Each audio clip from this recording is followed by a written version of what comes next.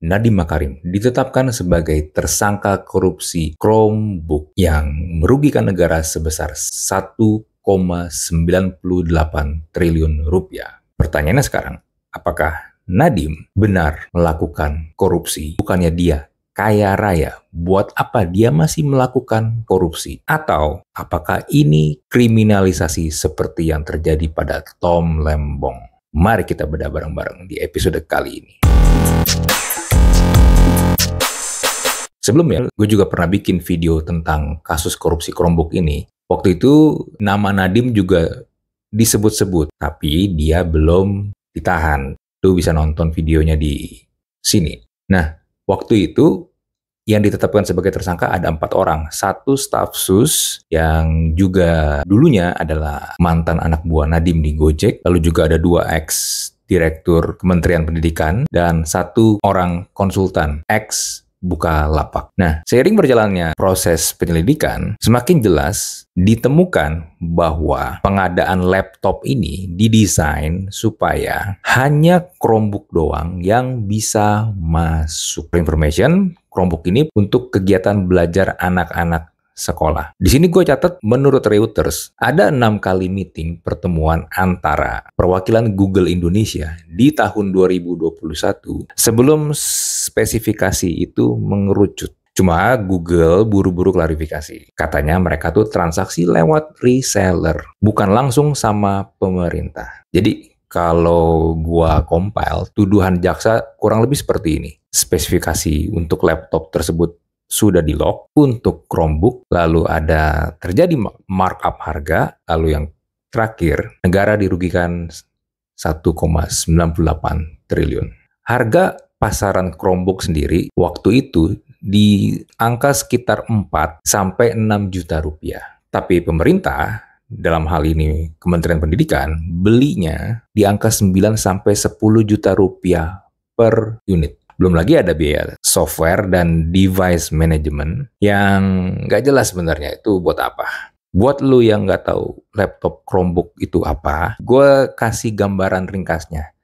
Pada intinya Chromebook itu adalah laptop yang menggunakan operating system dari Google, which is itu Chrome. Nah, kalau biasanya kan laptop-laptop itu menggunakan operating system Windows. Nah, ini kurang lebih sebenarnya sama, tapi bedanya hanya bisa mengakses Chrome dan fiturnya sebenarnya kalau gue bilang terbatas. Nggak bisa install aplikasi-aplikasi lain dan pure hanya aplikasi-aplikasi yang dari Google. Itu pun juga harus bisa akses internet. Karena kalau nggak ada internet, bisa dibilang Chromebook itu nggak bisa dipakai. Lalu, konteksnya kan ini peruntukannya untuk anak-anak sekolah. Yang waktu itu memang lagi COVID, kegiatan belajar mengajarnya harus online, tapi banyak dari mereka itu tidak punya akses atau tidak bisa memiliki laptop, sehingga proses belajar mengajarnya susah. Cuma, balik lagi, butuh internet. Karena nggak semua daerah, apalagi di daerah yang pelosok, itu punya akses internet, andaikan punya pun belum tentu juga bisa bayar internet, sehingga penggunaan laptop ini, proyek laptop Chromebook ini, menjadi tanda tanya. Memangnya efektif, apalagi harganya kok jadi mahal. Itu sebenarnya salah satu permasalahan yang harus kita highlight. Nah, balik lagi ke Nadiem. Apakah Nadiem benar-benar melakukan korupsi atau dia hanya menjadi kambing hitam, dikriminalisasi seperti halnya Tom Lembong? Ini menurut keyakinan gue ya. Gue bisa salah, tapi ini dari sumber berita dan informasi yang gua baca dan gua coba rangkum. Apakah Nadiem dikriminalisasi seperti Tom Lembong? Coba kita lihat ya. Di kasus Tom Lembong, dia kena kasus impor gula. Sedangkan Nadiem kena kasus pengadaan barang. Jadi di sini kalau yang gue lihat tuh ada objek perkara yang berbeda. Di Tom Lembong, itu objeknya adalah di wilayah kebijakan. Abu-abu antara diskresi menteri dengan dugaan korupsi. Di kasusnya Nadiem, ini pengadaan barang. Lebih teknis, bisa diukur lewat harga. Ada perbedaan harga kan antara harga pasaran dan harga yang dibeli. Lalu juga ada spesifikasi dan juga ada aturan pengadaan barang. Lalu pembuktian. Tom Lembong debat soal mens rea. atau niat jahat. Niat jahat siapa? Niat jahat Tom Lembong dalam kasus impor gula.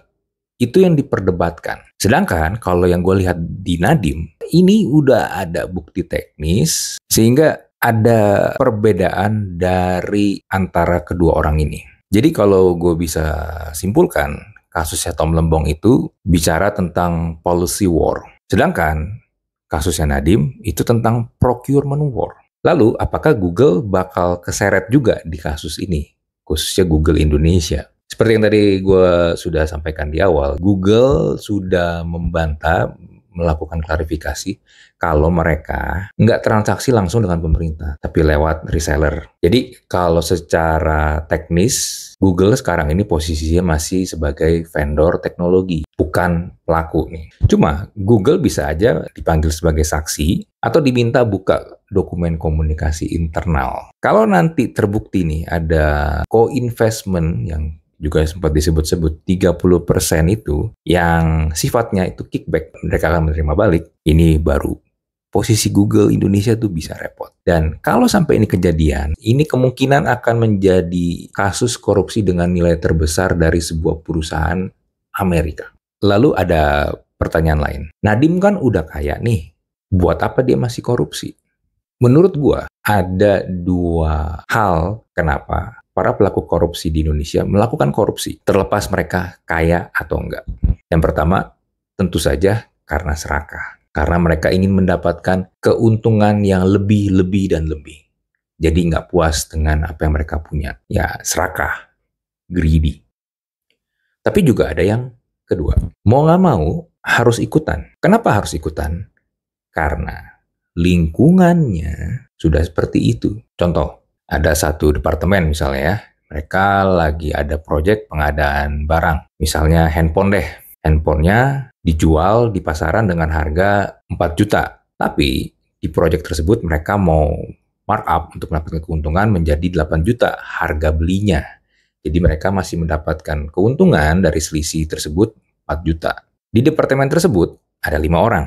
4 memang ingin melakukan korupsi, 1 nggak mau. Cuma karena mereka di departemen yang sama dan 5-5-nya ini pasti tahu ada perbuatan seperti itu, biarpun salah satu dari mereka nggak mau ikutan, pasti akan suka nggak suka ikut keseret. Karena kalau lu nggak mau ikutan, kemungkinan nyawa lu terancam. Karena lu tahu ada suatu tindak kejahatan, lu melihat dan lu nggak mau ikutan, bisa jadi 4-4-nya akan melakukan sesuatu hal yang tidak baik atau yang buruk ke orang tersebut. Sehingga daripada nyawanya terancam, atau mungkin karirnya terancam, ya mending udahlah gue ikut nyemplung sekalian. Atau mungkin bisa juga dari 5 orang itu, si 1 orang ini nggak mau ikutan, tapi dia kepalanya nih, dia nggak harus tanda tangan, menyetujui. Akhirnya ikut keseret juga.